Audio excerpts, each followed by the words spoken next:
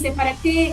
Si esto ya pasó, fíjense la cantidad de demandas que hay contra la reforma, contra leyes, contra políticas públicas.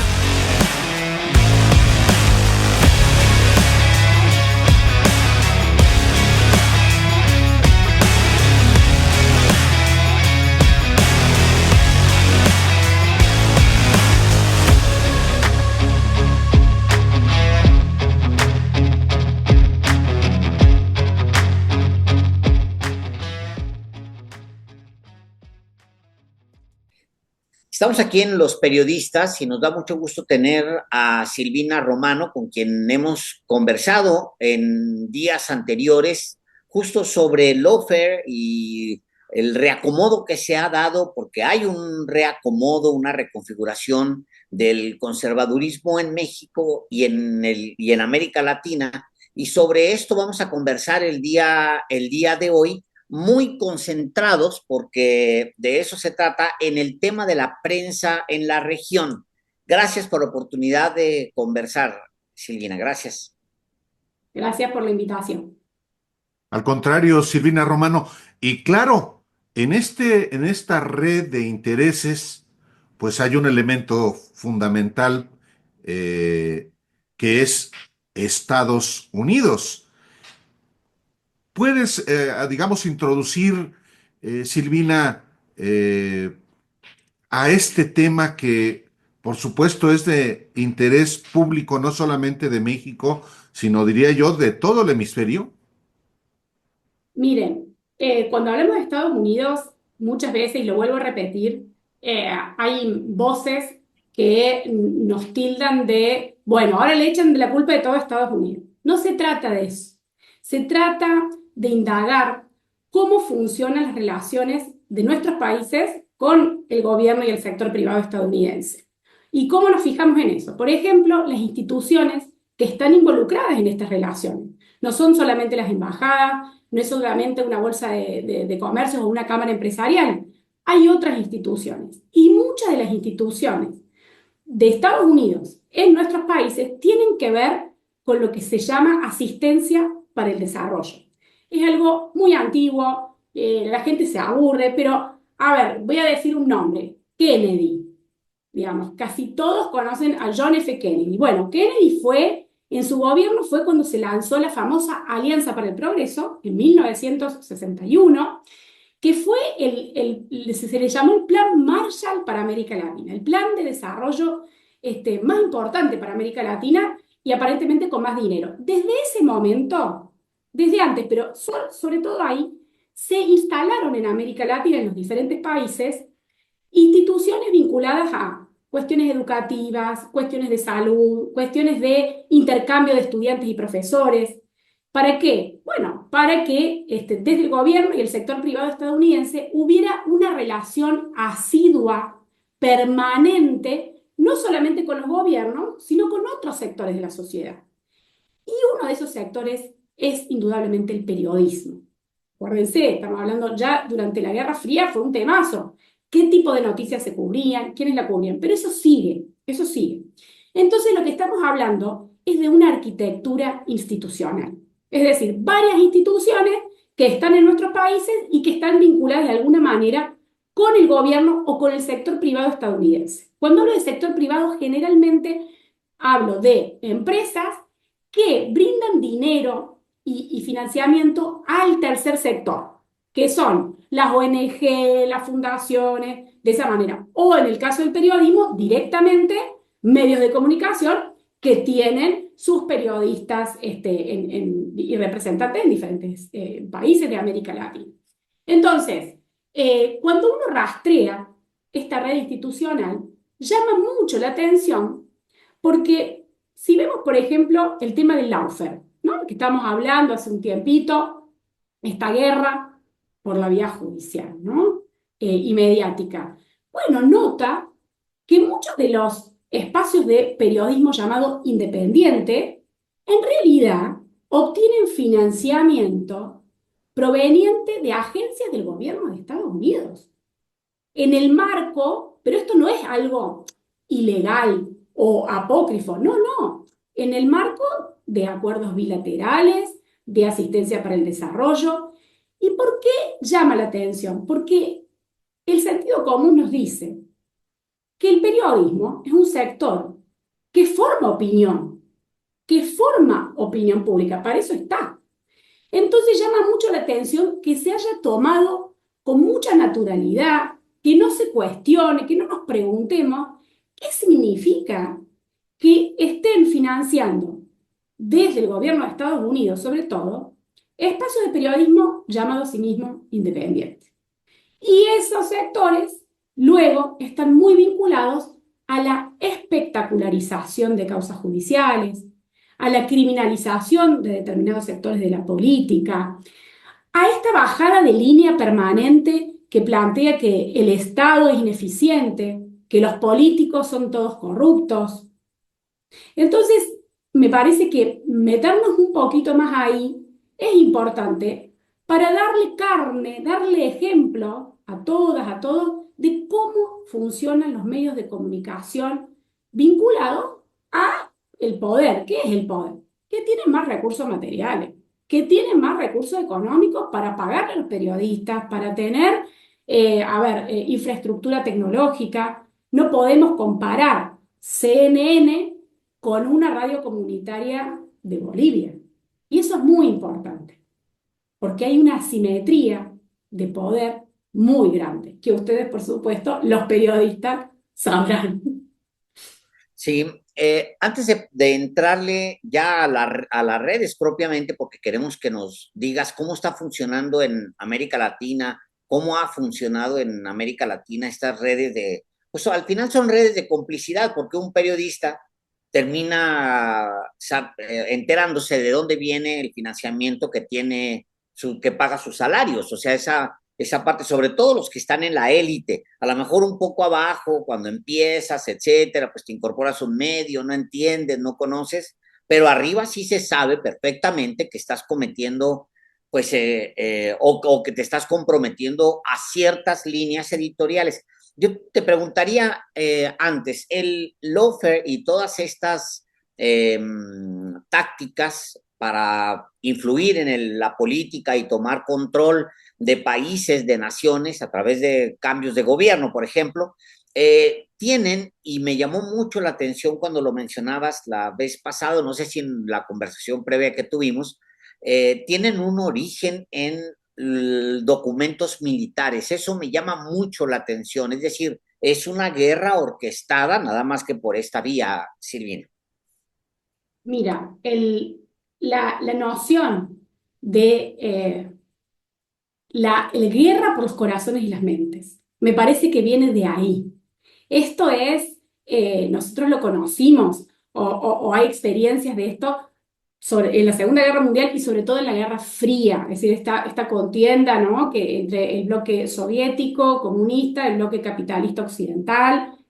Y es clave porque en el momento en el que eso se institucionaliza y se consolida esa noción de hay un mundo, son dos mundos enfrentados, diferentes, etcétera, desde el propio gobierno estadounidense se organizan una serie de oficinas, instituciones, para conquistar las mentes del mundo, así le decían, del mundo. ¿Por qué conquistarlas? Convencer de que el modo de vida estadounidense era mucho mejor, era más adecuado que lo que planteaba el otro bloque, el bloque soviético, etc. Entonces, esa frase, la guerra por los corazones y las mentes, es la base de lo que se llama la guerra psicológica. Es decir, va directo a nuestros pensamientos. ¿A qué entendemos por la realidad? ¿Qué es lo que debemos concebir, entender como una vida buena? Y ahí le metemos esta otra parte. ¿Qué debemos entender como una democracia que sí funciona? Como una economía sana, como un orden político aceptable. Bueno, desde ese entonces, estamos hablando de hace muchas décadas, hasta ahora, es un planteo que sigue persistiendo, lo que pasa con otros tipos de instituciones, y ahora es mucho más evidente. Ahora yo diría que es hasta más evidente, porque en ese momento el gobierno, el Departamento de Estado recién creado, el Departamento de Defensa, le pasaban consignas y dinero directamente a medios de comunicación. Yo les voy a decir uno, qué sé yo, para los que les guste la historia. La revista Times Life. La revista Life estaba organizada en torno a una serie de lineamientos que se planteaban y sobre todo sus directores habían participado en oficinas de inteligencia durante la Segunda Guerra Mundial. Es decir, no era un periodista, dice, bueno, yo soy director. No, era la élite de la inteligencia que estaba dirigiendo una de las revistas más importantes para las clases medias. Entonces, eso es un ejemplo. Y además, la mejor imagen. Ustedes piensen la calidad técnica de esa revista. Impecable. Impecable. No era cualquier panfleto, digamos. Entonces, era una baja de línea. Ahora bien, con el paso del tiempo, lo que sucede es que el gobierno estadounidense no necesita bajar línea y llamar a The New York Times y decirles, miren, Lula da Silva es corrupto. Ya no se necesita. ¿Saben por qué? Porque The New York Times está adherido ideológica y políticamente al gobierno de turno en Estados Unidos. Y ahora podemos decir, bueno, más allá, pero hay republicanos, demócratas. No, esto trasciende porque es un enemigo común. ¿Cuál es el enemigo común? Digamos, que tiene CNN, The New York Times, The New Yorker. ¿Cuál es? Todo eso que se llama progresismo o que puede poner en entredicho el modo de vida estadounidense. Lo que pasa es que ahora no es el modo de vida como conocíamos en los 60, que aparecían estas amas de casa con sus faldas tipo Jackie Kennedy. No, es otro modo de vida, que es el modo de vida individualista, de capitalismo de plataforma. Eso es lo que defiende, ¿verdad? Entonces, cualquier proceso político que cuestione en algún punto este modo de vida, este orden, es demonizado, pero no hace falta que lo llamen al tipo de las notas de New York Times en español, es realmente desagradable, o de Washington Post. Es decir, ninguno de esos periodistas buscó corroborar la información sobre todas las noticias que hubo de corrupción en los gobiernos en América Latina. Estamos platicando aquí en Los Periodistas con Silvina Romano. Ella es licenciada en Comunicación Social, es doctora en Ciencias Políticas, es la coordinadora del Observatorio Lawfare y hablamos precisamente de las redes mediáticas en América Latina, eh, la influencia, por supuesto, y el financiamiento de organismos de Estados Unidos a medios de comunicación o a organizaciones que supuestamente hacen periodismo independiente y que en realidad forman parte de un esquema muchas veces invisible de relaciones que tienen efectivamente el propósito que ha expuesto hace un momento Silvina. Ahora, ¿cuáles son las agencias más activas, agencias del gobierno de Estados Unidos más activas en América Latina en términos de la influencia sobre medios de comunicación, sobre ONGs, sobre periodistas, Silvina? Eh, la USAID es una de las agencias más importantes, por eso hice referencia a Kennedy. La USAID como tal se funda, tiene su momento de fundacional en 1961. Y quiero remarcar algo que se une a lo que había preguntado Alejandro también. Así, la USAID se genera como un organismo de asistencia para el desarrollo a nivel internacional y tiene como contracara, sobre todo en América Latina, la asistencia para las Fuerzas Armadas de América Latina en contrainsurgencia. Las dos cosas fluyen siempre a la vez. No, digamos, no hay que tener confusión en esto. Cuando uno lee documentos fundacionales de lo que es la asistencia para el desarrollo, la asistencia para el desarrollo es una herramienta de poder blando para lograr que los gobiernos, los sectores políticos operen de modo tal que favorezca al sector privado estadounidense. General Motors, póngale Lockheed Martins, póngale el nombre que quieran. No hay que confundirse, porque eso nunca lo negó el gobierno estadounidense. ¿Te acuerdas de esa frase? Lo que es bueno para General Motors es bueno para Estados Unidos. De ahí viene, digamos, es lo mismo. Lo que pasa que es una parte muy amable, es muy amable. Entonces, la USAID tiene llegada a casi todas las instituciones de formación, incluso políticas en América Latina. Algo que si sucediera al revés, ¿qué pasaría si el gobierno de Claudia Sheinbaum ahora dice, vamos a abrir una sucursal del Instituto Nacional de Formación Política de Morena en varios espacios, en varios estados de Estados Unidos, donde están nuestros colegas, nuestros compañeros mexicanos o gente que de segunda generación, tercera generación?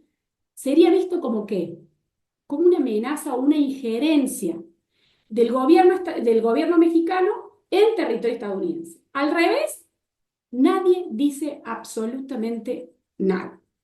Y contemos además que no se trata solamente de agencias estadounidenses, sino de agencias europeas. Pero en este caso estábamos hablando de Estados Unidos, la USAID, y después hay otra que es la National Endowment for Democracy, que es una agencia bipartidista que tiene un origen tremendo. Esa agencia se creó a principios de los 80 para contrarrestar todo el movimiento de liberación en Centroamérica, para legitimar dentro de Estados Unidos, frente a la opinión pública, la necesidad de que Estados Unidos interviniera en Centroamérica, con lo que eso ha dejado, ¿no es cierto? Estamos viviendo hoy el coletazo de eso con estas olas migratorias, porque que le dejaron a las economías destrozadas, los territorios, tierra arrasada. Eso es, digamos. Entonces, tenemos estas dos agencias y que tienen vínculo con cientos de organismos no gubernamentales y fundaciones, que son lo que se llama el tercer sector. Y muchos de esos organismos están vinculados a periodismo independiente, o portales de páginas web, ¿no es cierto?, donde se informa. Hay formación también hay formación política, hay vínculos incluso con sindicatos, hay de todo, digamos, no es privativo del ámbito de la comunicación. Se sabe poco, me gustó lo que dijiste, Álvaro, sobre la invisibilidad. El sociólogo que planteó estas redes muy tempranamente para poner en evidencia la élite de poder en Estados Unidos en la década de los 50, decía que lo importante era poder ver cómo funcionaba. A veces, lo que vamos a ver, las personas que están involucradas, no son las tomadoras de decisiones vinculadas directamente al gobierno, pero sí hay una influencia. Y lo mismo puedo decir del dinero. No significa que si te dan dinero, te bajan directamente la línea, pero pensemos, hay una capacidad de influencia mucho mayor. Si yo estoy financiando tu proyecto y tú me das un resultado que a mí no me conviene, pues luego en el próximo proyecto te digo, mira, o te diriges hacia este lado o te quito el financiamiento. Es muy común eso, digamos, una visión muy empresarial, es real. Entonces no estamos hablando de una conspiración, estamos hablando de cómo funcionan las cosas. ¿Pueden funcionar de otra manera? Claro. Por eso tenemos que apostar al proceso progresista, ¿no es cierto? Pero un poco así es la cosa. También quisiera, antes ya lo cantamos mucho, de entrar a ver las redes, porque tú tienes armado, mapeado, digamos, las redes y eso ayuda mucho para que la audiencia lo entienda. No es simplemente, digamos, algo que se le ocurrió al laboratorio donde estás o a ti misma. No, no, hay un mapeo, ahí están los flujos de recursos, etcétera. Pero antes de eso, simplemente quisiera que terminaras de explicarle a la audiencia qué defiende ahora Estados Unidos. ¿Qué es lo que defiende? Si ya no es el American Way of Life, ¿ahora qué es? Defender abiertamente un sistema que le favorece, que es el neoliberalismo, defender un control hegemónico en la región y en el mundo, por supuesto, siempre es su aspiración. ¿Qué busca, qué quiere de nosotros? ¿Cuál es el escenario ideal para Estados Unidos? Parece una obviedad, Silvina, pero termina perdiéndose. ¿Qué quiere? Consumista. Que seamos seres de consumo. No importa qué. Queremos, digamos, Es tremendo, es la reducción del ser humano a una persona con una cartera y tarjeta de crédito. Pero es crudo, pero así es. Porque con todo eso viene todo un sistema. ¿Cuántas horas tienes que trabajar entonces para ganar cuánto dinero, para consumir qué cosas? Digamos, y cada vez más, y cada vez más. ¿Y qué significa que seamos sujetos de consumo? Que, digamos, somos unidimensionales, nos ocupamos de eso, nos ocupamos de las ofertas, nos ocupamos de el Black Friday, nos ocupamos de a dónde nos vamos de vacaciones. ¿Y dónde está nuestra otra dimensión?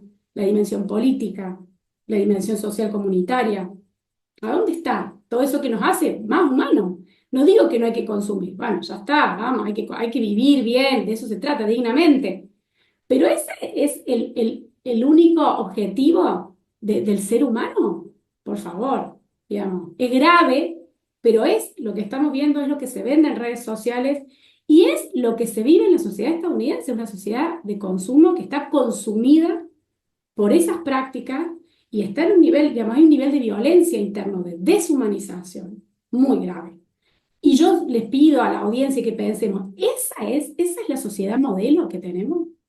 Hacia eso vamos, con todos los aprendizajes que nos han dado nuestras comunidades originarias, con todo lo que han vivido los migrantes que han llegado a digamos, nuestros antepasados también, con esos esfuerzos que hemos hecho en los pueblos por la emancipación, las guerras por la independencia. Ese es nuestro objetivo, ese es nuestro norte, pues entonces veamos más nuestro sur. Justamente, ahora no solamente es consumismo, es es una palabra también que se ve como subversiva.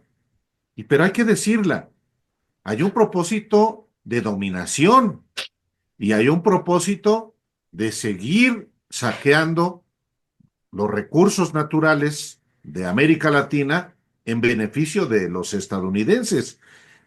Y la manera de influir, de gravitar en el rumbo de las naciones, pues es a partir de estos organismos que inciden en términos mediáticos para resaltar o para ocultar cosas de acuerdo con el esquema estadounidense, Silvina. Mira, estoy totalmente de acuerdo. Esa sería como la parte, me parece, la explicación estructural. Yo me fui directamente a la persona. ¿Qué personas quieren? ¿Para servir a qué sistema? Bueno, todo lo que son recursos para el desarrollo tecnológico de punta que tiene Estados Unidos y que disputa con China, ¿verdad?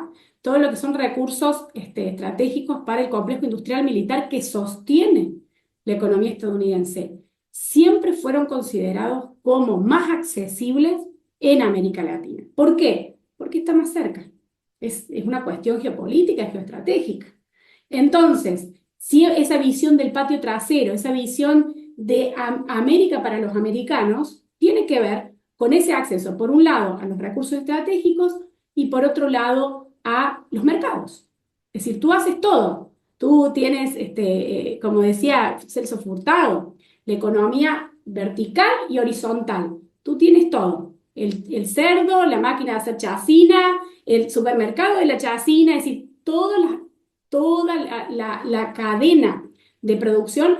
Y ahora dicen, bueno, está China. Claro, y China disputa con Estados Unidos sobre todos los recursos estratégicos, las inversiones en infraestructura, pero Estados Unidos tiene una ventaja sobre China en América Latina sobre todo, y que tiene que ver con lo que estamos hablando ahora, que es el modo de vida. ¿Quién quiere vivir como los chinos? Yo pregunto, y eso se lo pregunto siempre a la gente. ¿Quién tiene como modelo y dice, ah, vamos a hacer... Ahora, tú vas al súper y casi todo es made in China y todo está más barato en China. Ahora, si tienes que irte de vacaciones, te vas a Miami o a Nueva York o a San Francisco, qué sé yo, no sé. Pero a China, y esa es la parte de la que estamos hablando aquí. La guerra por los corazones y las mentes. Ahí está. Sigue siendo el modelo que la gente tiene en la cabeza. O sea, y con las marcas, cualquier marca china, con los yo conozco, bueno, por ahí la de los móviles, pero Coca-Cola, Nike, Apple, Microsoft. Es decir, esa es nuestra vida cotidiana. Después los chinos ensamblan, los chinos te hacen la maquila, es cierto, pero ahí hay un poder que desde América Latina es lo que tenemos que ir rompiendo. Porque el poder material ya no está tan presente, porque están los chinos disputando, o sea, con mucha claridad y mucha eficiencia, como son ellos. Pero psicológicamente, y en términos psicológicos individuales y de psicología de masas, sigue estando presente este modelo de consumo. Tú hablas, Silvina, de redes de periodismo independiente que participan, forman parte de estos impulsos del lawfare, de la guerra judicial contra gobiernos progresistas. ¿Qué es estas redes de periodismo independiente, entre comillas, obviamente, alimentados desde Estados Unidos? ¿Cómo son? ¿Qué son? Bueno, le puedo mostrar la red voy a mostrarla para que veamos la envergadura que tiene esto, ¿no? Fíjense que aparecen las agencias de las que hablamos recién, la USAID, aquí, el Departamento de Estado, muy importante. El Departamento de Justicia está, pero no aparece con financiamiento, sino a través de los vínculos que hay con los poderes judiciales, que no es lo que vamos a hablar hoy. Eso lo podemos hablar otro día, pero sí tiene que estar en la red, porque estamos hablando de una red que tiene que ver con el lawfare. Es decir, cómo se manufacturan causas judiciales, mediáticas, ¿no sé? O con repercusión mediática espectacular, ¿no? Y que lleva a la criminalización de ciertos sectores de la política. A mí me llamó la atención cuando encontré, luego de un tiempo de haber estudiado todo lo que fue el caso de Lava Jato, siempre nos hemos focalizado mucho en el ámbito judicial, todos conocemos a Sergio Moro, etcétera, pero me llamó la atención cuando encontré esto, que había un consorcio de periodistas que se llamó Investiga Lava Jato. Un consorcio de periodistas significa un grupo de investigación conformado por periodistas que se dan a la tarea de investigar, a profundizar en casos, ¿no? ¿Se acuerdan los Panama Papers? Que estaba el consorcio, bueno, muy similar, pero para investigar Lava Jato. Entonces digo, ay, ¿quién lo dirige? Entonces uno que también investiga. Estos son todos periodistas independientes, miren, financiados, ya vamos a hablar de la financiación. Digo, bueno, ¿quiénes lo integran? Y miro y digo, lo dirige Flavio Ferreira de la Folha de São Paulo. Bueno, la Folha de São Paulo fue uno de los espacios mediáticos que destrozó al Partido de los Trabajadores, junto con otros espacios mediáticos. Pero, digo, fíjate, y fueron los que plantearon la agenda y el framing. Ustedes saben lo que es el framing, darle un marco a lo que es la noticia y todo el tiempo, por años, el marco y la agenda fue la corrupción en Brasil y sobre todo la del Partido de los Trabajadores, por años. Bien, pero de ese espacio de investigadores también ahí está Emilia Delfino, una periodista argentina que fue la que replicó lo que escribió Diego Cabot, otro periodista argentino, sobre la causa Cuadernos, la mega causa Cuadernos de corrupción en Argentina, con cientos de testigos arrepentidos, que involucraba al kirchnerismo. Los testigos fueron extorsionados, una cosa de locos esa causa. Los cuadernos, un peritaje dijo que eran falsos. Bueno, un bochorno. Pero Emilia Delfino logra publicar mucho sobre esa causa en el diario Perfil en Argentina, pero después en CNN. Miren ese salto de Perfil a CNN, impresionante. Diego Cabot, periodista de La Nación, ¿cómo se encuentra con este tipo de grupos? A través, fíjense, el periodista al que le llegan a su casa los cuadernos, fotocopias de cuadernos con los que se empieza esta mega causa judicial de cuadernos, imagínense. Eso, que te lleguen a tu casa, tú abres la puerta y ves una caja. Bueno, todo eso es impresionante de pensar, realmente pasan esas cosas. Bueno, la cuestión es que esta gente, como Emilia Wolcott Adamón, que estaba vinculada a la Nación, Diego Cabot, presencian encuentros de federalismo y libertad, que es para periodistas independientes. Pero no son independientes realmente, primero por la financiación y el tipo de medios con los que trabajan, pero además porque se vinculan fíjense la manito donde la pongo, vamos a la izquierda, por acá, a la derecha, a la red Atlas, a todo movimiento de derecha que también viene financiado desde Estados Unidos, no es que toda la derecha se financia de Estados Unidos, pero en este caso sí, que tuvo una incidencia brutal en cómo se prepararon las calles en contra del gobierno de Dilma Rousseff en su momento, con la consigna de son todas y todos corruptos, hay que quitarlos de ahí. Vamos a volver aquí. Fíjense, toda esta gente de Argentina, La Nación, fíjense, les dan premios. Premio Rey de España, vinculados todos al International Press Institute, que es como una organización que defiende la libertad de expresión y que congrega a todos los periodistas vinculados a los grandes medios de comunicación, que ya sabemos que son corporaciones, son empresas. Pero imagínense el prestigio que te da. ¿Quiénes financian el International Press Institute? La Fundación Ford. Digamos, si hay alguien que se dedicó a la conquista de los corazones y las mentes, la familia Rockefeller y los Ford. Eso está clarísimo por todo este trabajo de caridad que han hecho, impresionante, que eso es súper interesante de conocer también. Pero fíjense, ¿no?, cuáles son los vínculos con la Sociedad Interamericana de Prensa. Ya sabemos que es un espacio que, sobre todo en la Revolución Cubana hasta el día de hoy, es un espacio anticomunista, me atrevo a decir. Así se fundó. Es decir, cualquier línea editorial que esté cuestionando al gobierno estadounidense es eliminada. Digamos, la Sociedad Interamericana de Prensa es reconocida además por su vínculo con la Organización de Estados Americanos, que también yo le pondría acá un nombre para seguir de la charla anterior. Esta red muestra la estandarización de los medios de comunicación de América Latina. Así como tenemos la estandarización de los poderes judiciales a través del vínculo con el Poder Judicial estadounidense, de nuestras Fuerzas Armadas, por el cordón umbilical que nos une a las Fuerzas Armadas estadounidenses, que son las principales proveedoras de bienes y servicios para nuestros ejércitos, aquí tenemos una red que nos muestra la estandarización, cómo se intenta hacer de la comunicación un producto estandarizado. ¿Sí? Todos vamos a decir que el mismo relato sobre corrupción. Cuando hablemos del gobierno de Lula, cuando hablamos del gobierno de Correa, y ahí me voy a justamente Ecuador, que es bochornoso. Fundamedios, miren, vinculado a Investiga Lavallato, financiado por la National Endowment for Democracy. Y fíjense, aparece la Freedom House, miren acá. La Freedom House es un think tank, un tanque de pensamiento de derecha, que ha participado abiertamente en procesos de desestabilización en América Latina, en Cuba sobre todo. Pero ahí aparece, fíjense, ¿con qué se vincula Fundamedio?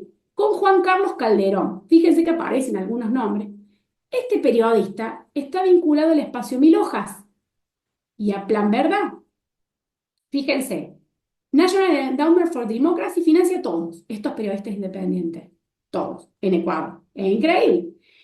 Y acá viene para mí lo más truculento, que este espacio Mil Hojas en realidad tenía como, en ese espacio tenía más visibilidad Cristian Zurita, miren esto, y Fernando Villavicencio. Estos dos periodistas no solamente sacaron en el portal de Mil Hojas un Twitter que decía que en los gobiernos de Correa había habido corrupción y que ellos iban a destapar todo. Ese Twitter fue tomado como noticia criminis y empezó una causa judicial que se llamó, miren, como el título del Twitter, Arroz Verde, que ¿saben en qué derivó? En la causa soborno, por la cual hoy Jorge Glass sigue preso en condiciones inhumanas y Rafael Correa está inhabilitado de la política. Pero es más, fíjense qué grave, es muy grave, porque Fernando Villavicencio y Zurita no solamente llevaron esto como periodistas, denunciaron ellos mismos a Correa, o sea, se implicaron personalmente en esto, y Fernando Villavicencio llegó a tener un cargo político durante el gobierno de Guillermo Lasso. No, pero no un cargo político, dicen, bueno, en la agencia de prensa del gobierno. No, en la Comisión de Fiscalización Anticorrupción de la Asamblea Nacional. Pero además Fernando Villavicencio fue asesinado antes de las elecciones, 3 semanas antes de las elecciones en Ecuador, en el año 2023. Estamos hablando de algo muy grave. ¿Y saben quiénes fueron los primeros que se enteraron? la embajada estadounidense, porque Fernando Villavicencio trabajaba como informante para la embajada estadounidense. Es de mucha gravedad lo que estamos hablando, porque estos son núcleos de periodismo independiente. Entonces, fíjense o sea, el nivel de truculencia al que podemos llegar, las capas, cuando uno va atando y viendo cómo se organiza esto. Eh, Fíjense cómo llegan desde Mil Hojas, a través de Cristian Zurita, llegan al diario El Universo, que no trabajaba solamente para Mil Hojas, que es un sitio tranquilo de periodistas, no, trabajaba para el diario El Universo, que fue el que denunció a Correa por acoso. Antes, no se lo denunció, antes, no sé si fue la CIDH, pero sobre todo ante otros organismos de periodismo, fíjense, sí, ante la Corte Interamericana de Derechos Humanos y ante el Comité de Protección de Periodistas de Nueva York. O sea, que quienes están ahí, Andrés Oppenheimer o la gente de Bloomberg, es decir, a quienes, y otra vez, no se trata de si nos gusta o no nos gusta, nos cae bien, qué lindo que hable ese periodista, qué feo que habla. Se trata de los intereses que representan. ¿Qué intereses están representando Bloomberg? Bueno, no va a ser lo de la gente de a pie, que hablábamos la otra vez, las madres solteras que tienen 3 chiquitos, que tienen 3 trabajos, o la abuela que hace tarea de trabajo doméstico y que mantiene a la hija, a los hijos, a los nietos. No, Bloomberg no está ahí. Bloomberg no está ahí. Entonces, esta es la gravedad de cómo se va manufacturando un consenso, se va generando un relato en contra de determinados sectores de la política, ¿no es cierto?, que se va articulando y corre por estos vasos capilares de esta red, además de las redes sociales. Yo le digo la red de redes, porque las redes sociales están ahí, pero ¿qué hay detrás de las redes sociales? ¿Quiénes están realmente detrás? ¿Cuáles son esos intereses, no? Entonces, esto permite, por lo menos, debatir qué es el periodismo independiente, qué significa libertad de expresión, a quiénes está, digamos, no es, porque si no, nos quedamos en no, los gobiernos no pueden, no deben incidir en la libertad de expresión. Ah, estupendo. Pero la embajada estadounidense sí, pero las grandes corporaciones que están vinculadas a medios de comunicación, como CNN, como Bloomberg, sí pueden interferir. Nada más y nada menos que la política interna de nuestros países a través de causas judiciales espectacularizadas y donde estos periodistas, aquí Diego Cabot, el propio Fernando Villavicencio, han emitido sentencia de culpable contra determinados políticos y sectores de la política mucho antes del debido proceso judicial. Entonces han marcado la agenda política. Si quieren, dejo de compartir para que podamos conversar. ¿Les parece? Perfecto, muchas gracias. Sirve mucho, Silvina. El caso mexicano es un caso muy particular que tiene, pues sí, se desprende de algunas partes de esto y pongo un ejemplo que no va a ser al tema de esta conversación ahora mismo el caso mexicano, porque hay una red adentro que incluye a Claudio X González. Incluye también, por ejemplo, a la CIP, la Sociedad Interamericana de Prensa, en la que es miembro el Universal, es parte de esa estructura. Históricamente, de hecho, se funda en la Ciudad de México esa organización y de presidentes han sido, entre otros, Miguel Lanz Durent, que fue dueño y director de ese periódico en los años 50 y que después, antes de pasar con Ili Ortiz, Rómulo O'Farrill, que tiene una historia vergonzosa de corrupción y vínculos con el poder, con los peores poderes de la República, el caso de Novedades de Yucatán, el caso de El Norte y el Sol, en su momento, 92-93, Alejandro Junco de la Vega, actual director de Reforma y justamente del Norte, pues fue también uno de sus presidentes, uno de los presidentes de la CIP. Y hay otros nombres que le dicen menos a la audiencia, como por ejemplo Andrés García de Novedades de Quintana Roo, en fin. Es decir, tiene una presencia muy poderosa en México y ha tenido una posición muy poderosa en México. Ahora, el caso mexicano es un caso muy particular porque aquí en México pasan muchas cosas que no pasan en el resto de la región e incluso los poderes intentan contenerse más porque el sentimiento de soberanía es muy poderoso en este país. Es un país con que entiende muy bien que está parado junto a ese gigante abusivo. Entonces se comporta, la sociedad es como muy reticente al modelo americano, pero terminas cayendo. La prensa mexicana y las organizaciones de la sociedad civil mexicana, aunque no sea el motivo de esta conversación, Silvina, me gustaría mucho que les dijeras cómo se mete estas agencias, cómo se meten a un país, en este caso a México, y que sirve para toda la región, cómo se introducen, cómo generan inestabilidad o cómo generan corrupción, etcétera, argumentos. ¿Cómo le hacen estas agencias de Estados Unidos para entrar? Bueno, ¿vieron esta red que nosotros compartimos? El tema de las instituciones vinculadas ahí, nosotros ahí vimos periodistas, vimos agencias de comunicación, vimos nombres de empresas, hay varias cuestiones. En México, al estar también tan cerca de Estados Unidos, es una penetración permanente, es permanente. A través, digamos, se ve en la línea editorial de varios diarios y medios de comunicación directamente cómo no se cuestiona el consenso en contra de un gobierno nacional popular. No hay ningún cuestionamiento. Es directo, desde que entró en su momento López Obrador hasta ahora es una línea, digamos, donde el enemigo fue claramente definido desde un inicio. No hay grietas en eso. Y eso muestra cómo funciona la derecha vinculada a los poderes corporativos, ¿no? Porque la derecha siempre tiene, la élite siempre tiene y la élite de derecha siempre tiene sus disputas, ¿no? Pero hay temas que no se discuten. Y es que todos los principales diarios, medios de comunicación, y yo me acuerdo de estar allá y escuchar todos los días a Carmen Aristegui. Cuando llegó a CNN, también me acuerdo de, uy, ya está en CNN. Qué interesante esa trayectoria. Me parece que, ojo, yo rescato mucho en general el periodismo de investigación, creo que es una tarea muy dura y difícil, pero también hay que ver cómo las trayectorias de los periodistas de investigación muestran el trayecto del prestigio, del dinero, del exitismo también.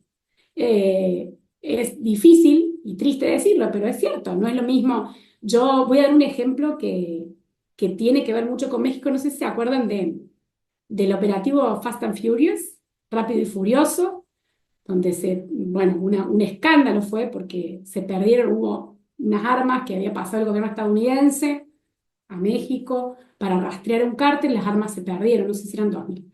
Bueno, el Center for Public Integrity, un consorcio de periodistas de investigación, hizo esa denuncia. Pero ahí me enteré que ese centro que había sido tan importante para denunciar las tropelías del gobierno estadounidense, con ese caso después ganó el Pulitzer, o no me acuerdo qué premio, y ya no hizo más prácticamente periodismo de investigación como el que necesitaba.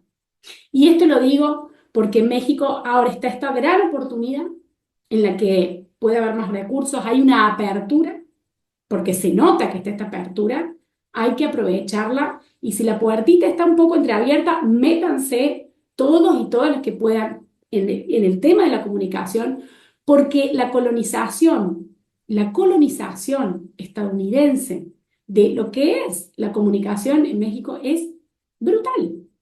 Es permanente. Entonces, ahora, una cosita más para cerrar. No es solamente que estén en los medios de comunicación, están otra vez en las formas de consumo que se plantean de la propia comunicación, están en las agencias de asistencia para el desarrollo, sobre todo en México, porque hay espacios con muchísima necesidad, muchísima necesidad. Entonces, digamos, están en los espacios que generan consorcios de abogados que generan demandas judiciales permanentes contra el gobierno de turno para impedir que el gobierno gobierne. Eso también va gestando la agenda. Eso pone agenda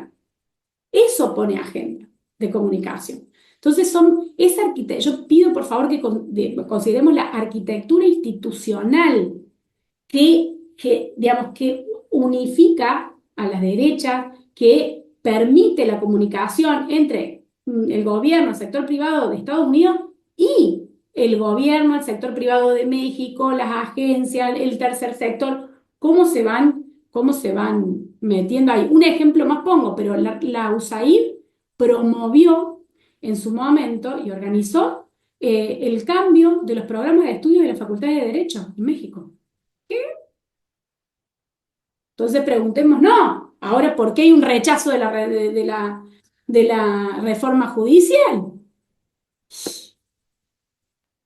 Es impresionante la influencia que desde organismos del gobierno de Estados Unidos se ejerce sobre medios de comunicación, sobre organismos patronales, como es el caso de la Sociedad Interamericana de Prensa, que agrupa a los propietarios, a periodistas prominentes, a organizaciones sociales supuestamente independientes.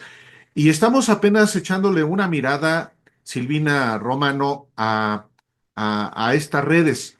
Habrá oportunidad, por supuesto, de seguir eh, examinando otros ámbitos y gracias por la oportunidad de informarle al auditorio de los periodistas sobre esto que poco se examina y eso, por supuesto, que es deliberado, que no se vea lo que están haciendo a través de organismos nacionales, pues el gobierno de Estados Unidos. Muchísimas gracias una vez más. Gracias a ustedes. Voy a hacer una sola mención, les voy a robar un minutito, de que ¿quién me enseñó lo de las redes? Un gran periodista, Gregorio Seltzer, que tuvo su paso glorioso, diría yo, por México y que tiene su archivo en el Centro para la Memoria de Nuestra América, en la Universidad, en la UACM del Valle. Ahí pueden ir a ver el origen de periodismo, de investigación, los documentos de verdad. Seltzer planteaba estas redes muy tempranamente, no tenía internet, pero le llegaban los cables, le llegaban la prensa y él armaba estas redes maravillosas y creo que por eso México tiene mucho. México lo recibió con el corazón abierto a Gregorio, así que creo que ustedes tienen mucho acervo para trabajar y tienen que aprovechar este momento y América Latina todas tenemos que acompañar. Deja el acervo, tenemos a las víboras aquí mismo, en territorio nacional, así que muchas gracias. Gracias por la oportunidad de platicar. Besos, hasta pronto. Gracias.